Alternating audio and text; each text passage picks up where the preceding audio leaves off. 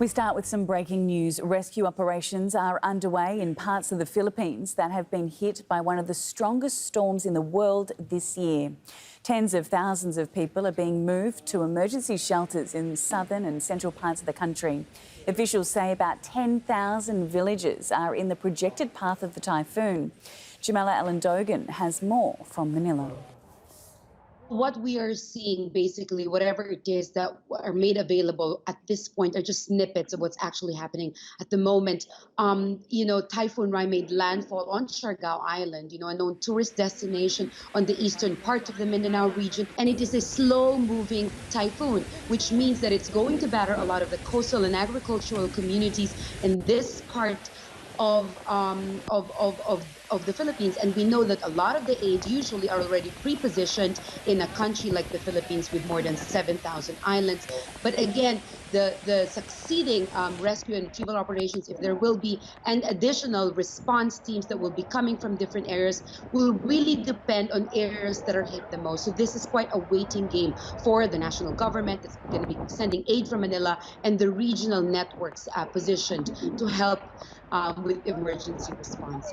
The strongest storm to ever hit on global record is Typhoon Haiyan in 2013.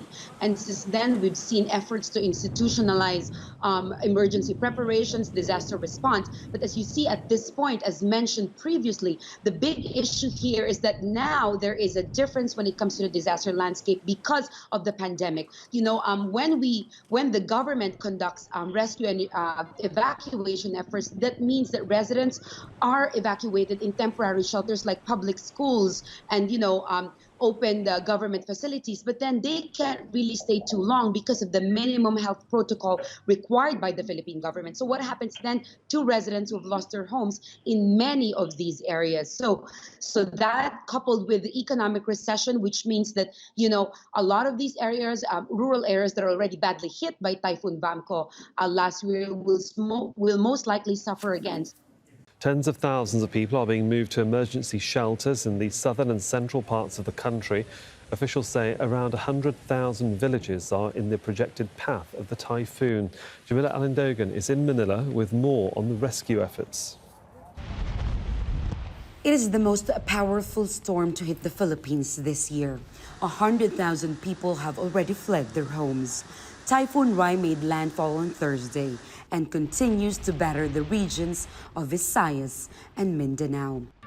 Coast guards are rushing to evacuate hundreds of residents after incessant rains flooded their communities. Young and old, many are forced to leave their homes with only the clothes on their backs. Residents carry what they can, with many hoping any damage will be limited and they'll be able to return home soon. The Philippines is no stranger to natural disasters. It is constantly battered by storms and volcanic eruptions. Typhoon Haiyan in 2013 holds the record as the strongest anywhere in the world. It killed at least 7,000 people and displaced millions more. Since then, the government has institutionalized emergency and disaster response.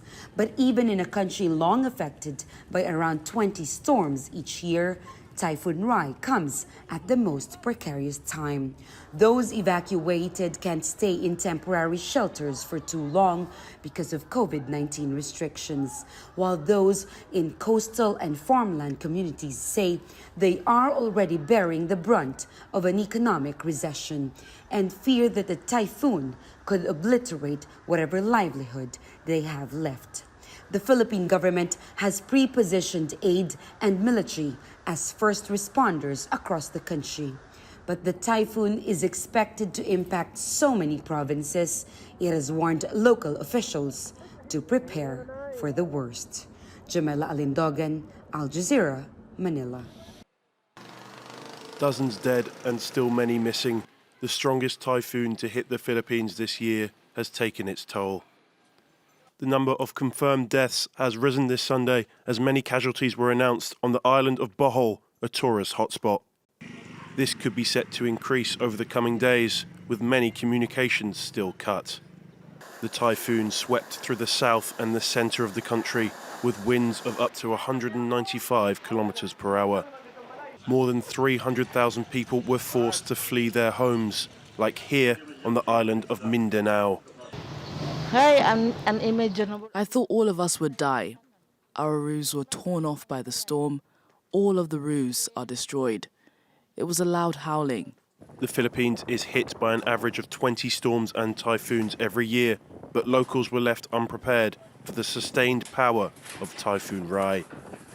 The ferocity of the storm has been linked to global warming, with the Philippines being ranked among the globe's most vulnerable nations to the impacts of climate change. As rescue operations get underway, thousands of military, police, coast guard and fire personnel are being deployed to assist in search and rescue efforts in the worst affected areas of the region. Early estimates place repair costs at more than €350 million. With Christmas approaching, workers at the Mayfield Consumer Products candle factory were rushing to fill holiday orders despite Friday's ominous skies.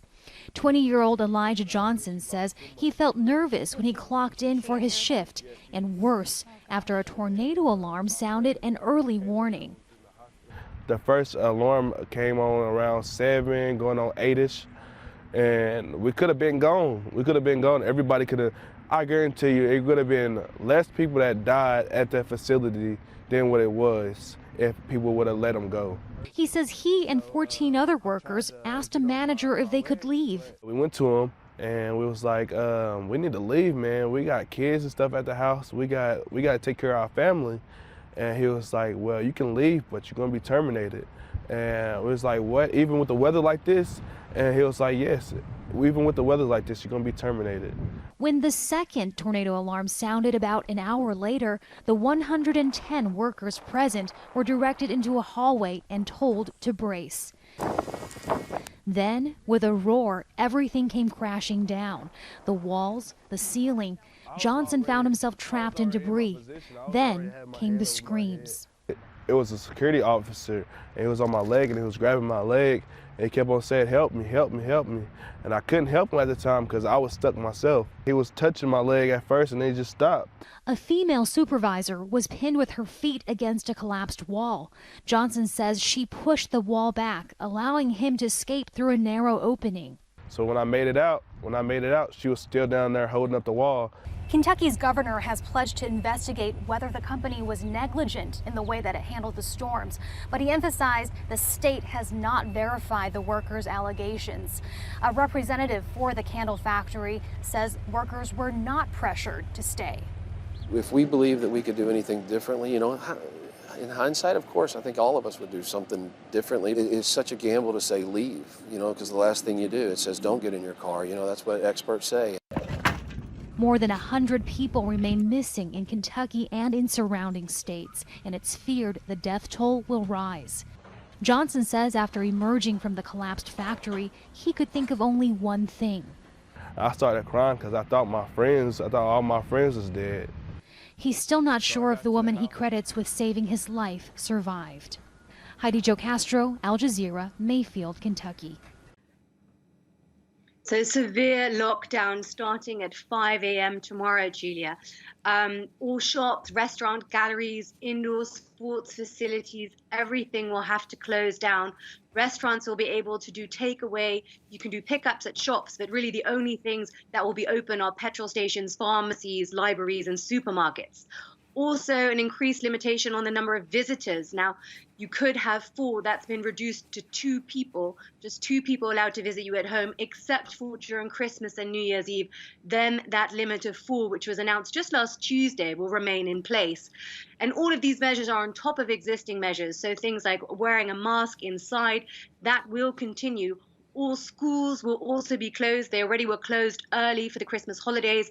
That will now continue with all these measures, this very, very strict lockdown set to stay in place until the 14th of January. Let's just hear from Mark Rutte now. He spoke earlier, of course. We staan hier vanavond met een somber gemoed. In één zin samengevat, Nederland gaat vanaf morgen nog een keer in lockdown. Nederland gaat nog een keer op slot. Dat is onvermijdelijk vanwege de vijfde golf die met de Omicron-variant op ons afkomt. Omicron verspreidt zich nog sneller dan we al vreesden. En dus moeten we nu ingrijpen om zoveel mogelijk erger te voorkomen. Uit voorzorg. Well, that was Prime Minister Mark Rutte breaking the bad news to the Dutch. But of course, this comes on the back of another announcement earlier this week where the government said it would extend a nighttime curfew. So why are they imposing a lockdown now? So this has actually been quite surprising because the numbers of people in hospital have actually started to come down. Mark Rutte also said that we've actually passed the peak of the fourth wave. But as you could just hear, they're very worried about a fifth wave caused by the Omicron variant. Now, of course, a lot of it is unknown about how this variant will affect the Dutch system, but it is fast becoming dominant, with most of the new cases being an Omicron infection. And in the past, the Dutch government has been criticized for responding too late. And I think they're trying to prevent that this time round. But the fact also is that the Netherlands just started its booster campaign very late. The Health Board long didn't see the need, in part also because the World Health Organization said that countries should hold back on the booster campaign due to vaccine inequality. Now, they're only advised to start giving booster jabs to over 6-year-olds on November 2nd, which is a long time after countries like France, Belgium, the UK, and Germany, they'd already started their booster campaigns earlier. Now, and only this week on Tuesday, they announced that booster shots would be available to everyone. They're hoping that everyone can get a booster shot by the end of January, but they're really quite far behind, and it seems that the government has no other option to return to this very hard lockdown. It's the only way to ensure that the health system won't be overwhelmed by possible Omicron cases over the next few weeks. Okay, Fernand Ventetz, thank you very much for that update from The Hague in the Netherlands. Well, in neighboring Mitte Januar bereits Omikron die neue dominante Variante in Europa sein wird. With Omicron now omnipresent and spreading rapidly, it's the contagiousness of the new variant that is worrying Europe. The EU is so worried about it that the bloc's health agency raised its risk assessment from high to very high. 66% of Europeans have been double vaccinated, but the 27 countries are struggling to agree on several points. The most sensitive issue is the vaccination of children. Austria and Denmark have been vaccinating 5 to 11-year-olds for a month. Germany, Spain, Greece and Hungary followed suit on Wednesday. Italy will roll out its vaccine program to the age group on Thursday, and Switzerland will do so next month. France and Portugal are only giving it to children at risk. Countries are also continuing to impose restrictions of their own accord. The Netherlands is closing schools a week earlier than normal for the Christmas holidays. Meanwhile, outside the EU, the UK is trying to get a grip on the huge wave of infections lapping at its shores. Contact cases must be tested daily, and a vaccine passport is being brought in for major events, all while they accelerate their booster shot program. But the EU Health Agency says that won't be enough. In the current situation, vaccination alone will not allow us to prevent the impact of the Omicron variant, because there will be no time to address the vaccination gaps that still exist. Faced with this, Italy has become the first country to bite the bullet and introduced mandatory negative tests to its vaccine passport system, even for the vaccinated. We start off with a developing story. The Biden administration's COVID vaccine or testing requirement for businesses with more than 100 employees now back in effect. A federal appeals court ruled earlier tonight 2-1 to reverse an earlier ruling that had paused the requirement. Now, it was originally planned to take effect on January 4th. It's unclear if that date will change. The decision comes as more than 800,000 Americans have already died from COVID-19 complications. The president is hoping the mandate will help slow the spread, but opponents say it's an infringement on our rights, with the state attorney general vowing to fight against it. In a statement, Attorney General Alan Wilson said, quote, "We will go immediately to the Supreme Court, the highest court in the land, to fight this unconstitutional and illegal mandate. The law must be followed and federal abuse of power stopped," end quote. Well, the spokesperson for South Carolina Governor Henry McMaster also responded today, saying clearly the governor disagrees with this decision. And like he said before, he will fight this every step of the way. No South Carolinian should be put in the position of having to choose between a vaccine and their job because of an illegal mandate from the federal government.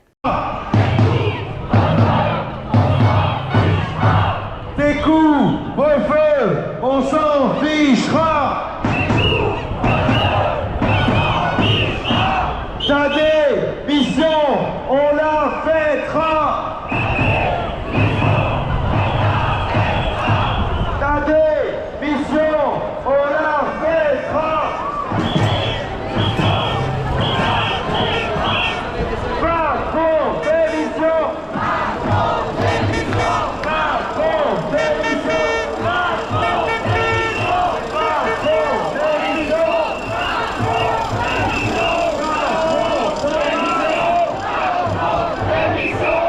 Macron, démission.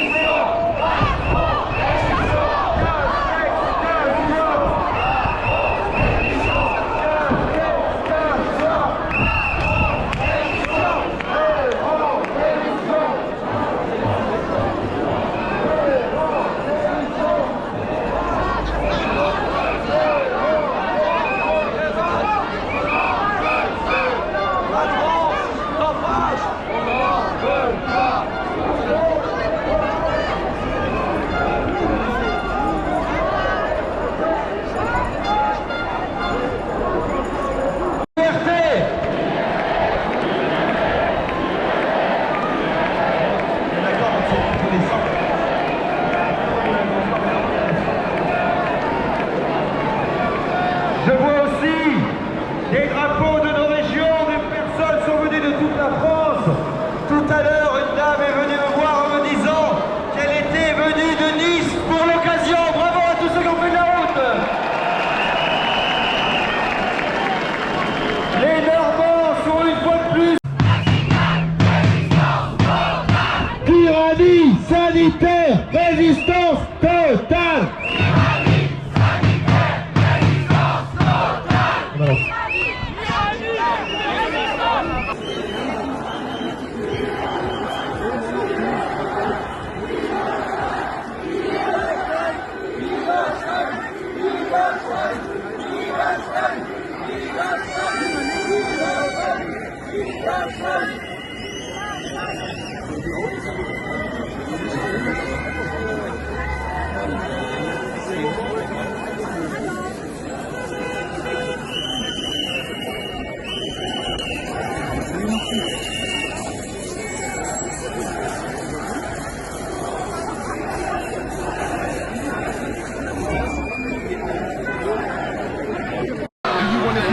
We say no! What the vaccine? We don't need it. Just a politician. You think I'm an idiot? You do not consent. Now wait for us, hey, tight. Do you want to see the masses get tossed up?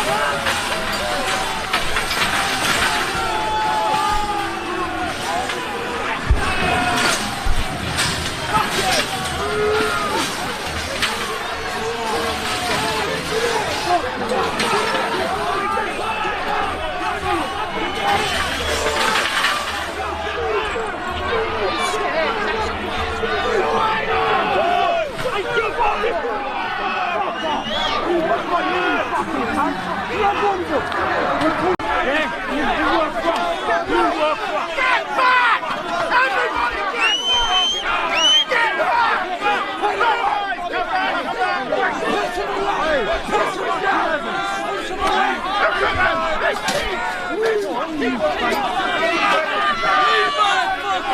fucking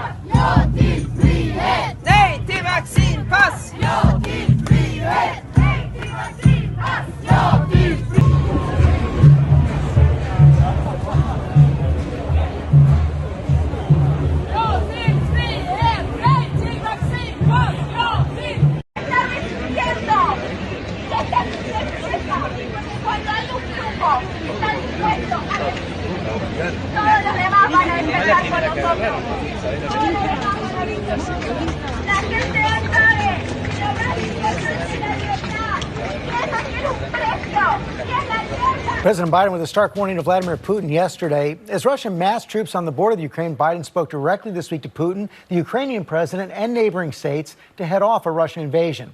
The question now, is there anything the West can do to prevent Putin from moving in?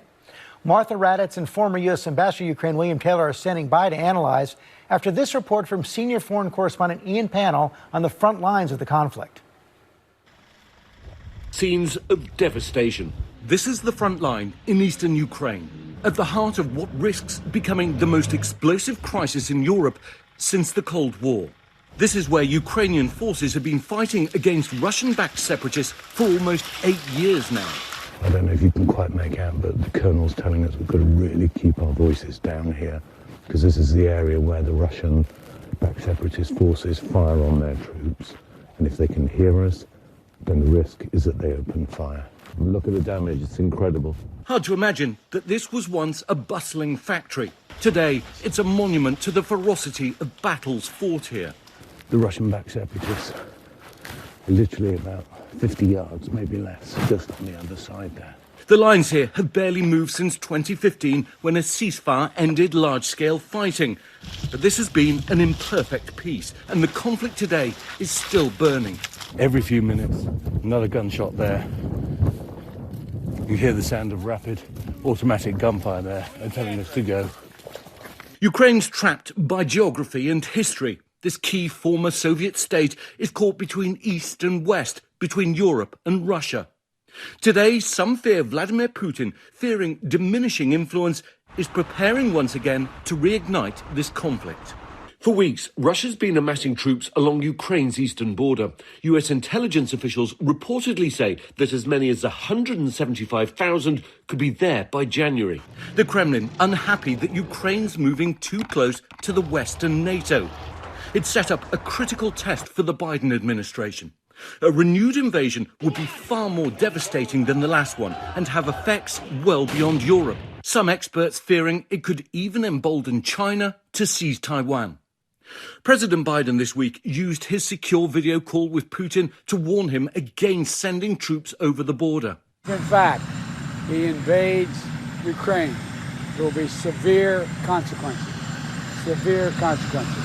Economic consequences like none he's ever seen. After Tuesday's call, both leaders agreed to continue discussions, but it gave few clues whether Russia will now de-escalate.